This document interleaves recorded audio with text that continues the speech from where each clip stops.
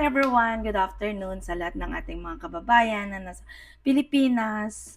Kasi marami pa rin hindi nakakaintindi about sa pag-a-apply dito sa Hong Kong. Once na nag-apply kayo dito sa Hong Kong, ay hindi po agad magkakaroon ng employers. Kundi, naka-line up pa po kayo kasi hindi lang kayo ang number 1 na priority ng mga agency. Ganito po yun, pag nag-apply ka today, bukas is may employers na? No. Ang kalaban po ninyo ay mga finish contract. Kahit mag-tourist pa kayo papunta dito sa Hong Kong, hindi kayo ganun agad magka-employers. Waste of money, waste of time na mag-travel pa. For what?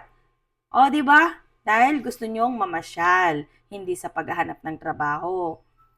Sa tingin ninyo, pag nag-tourist kayo dito sa Hong Kong, magkakaroon kayo ng amo, visa agad? No. Hindi po ganun. May procedure ang Hong Kong law. Laging i-mindset ninyo sa sarili ninyo, mag-online na lang kayo, maghanap ng agency sa online and then silang magpapaprocess o kaya maghanap ng employers. Ganun po yun, wag sabak ng sabak, magwe-waste ng monies kung saan-saan lang para makapunta sa Hong Kong nang hindi kayo walang kasiguraduhan na magkaroon agad ng amo. Okay? Kung kayo naman ay may kakilala dito sa Hong Kong, 'di ba? Kapatid, relatives, auntie o friends, may naghahanap ng kasambahay o houseboy and then mag-apply kayo, magpatulong kayo sa kanila. Okay? Huwag lang tayo mag-stick sa iisang agency. Spread. Mag-spread tayo, maghanap ng iba't ibang agency.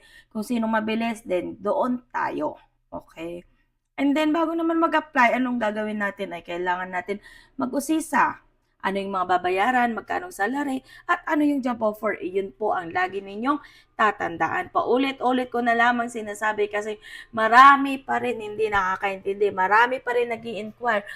Hindi po ganun kabilis kahit saang agency ka mag-apply. Okay?